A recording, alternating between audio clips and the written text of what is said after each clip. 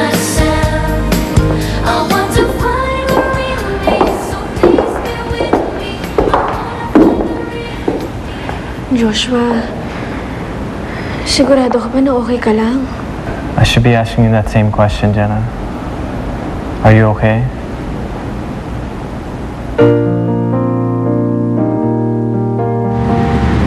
Mahalaga sa aming mga Koreano ang paggalang sa napagkasunduan.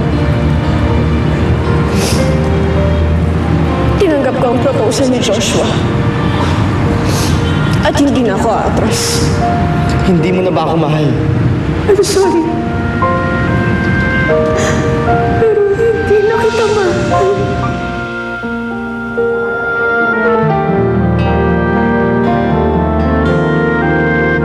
Tantanan mo na ako, medyo utang na loob!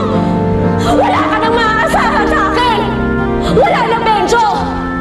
Patahimikin mo na ako at patahimikin mo na kami lahat! Ayos lang ako, Joshua. Jenna, tell me, did you really do it? Tinapos mo ang lahat sa inyo ni Benjo.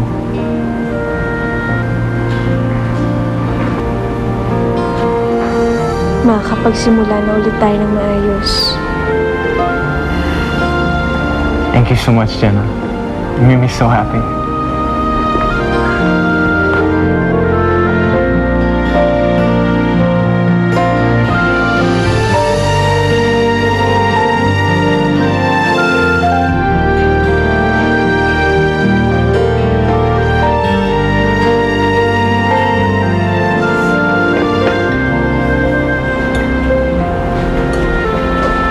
Oh, bakit hindi ka pa natutulog? Hindi pa ako dalawin ng antok, Inay. Dahil ba kay Benjo?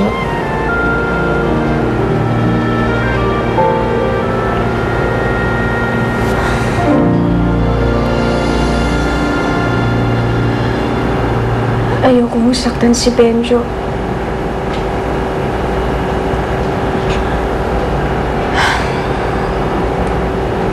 Pero Inay,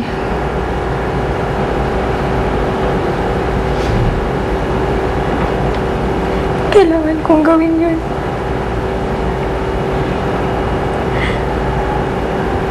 Pero ayoko naman si Joshua ang masaktan.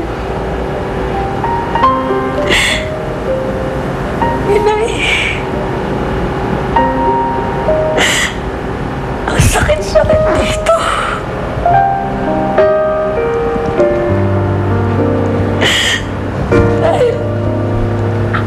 Kahit anong gawin kong iwas para ako hindi makasakit ng iba, meron at meron ako nasasaktan.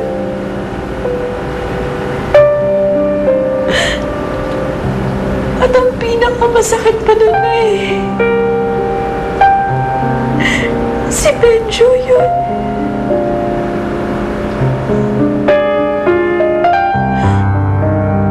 Yan talaga ang mahal na Ate Jenna mo, Pepe. Galing na mismo sa bibig niya na hindi niya ako mahal.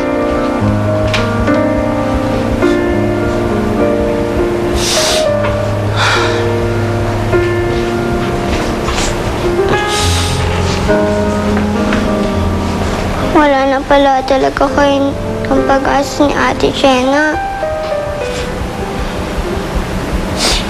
Sana, Bebeng. Nahulog na ang loob niya kay Joshua. Sinabi ko kay Benjo na hindi ko na siya mahal.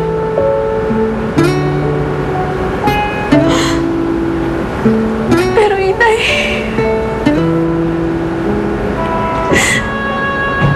ang totoo, sa kabila ng lahat ng pinaglaanan namin,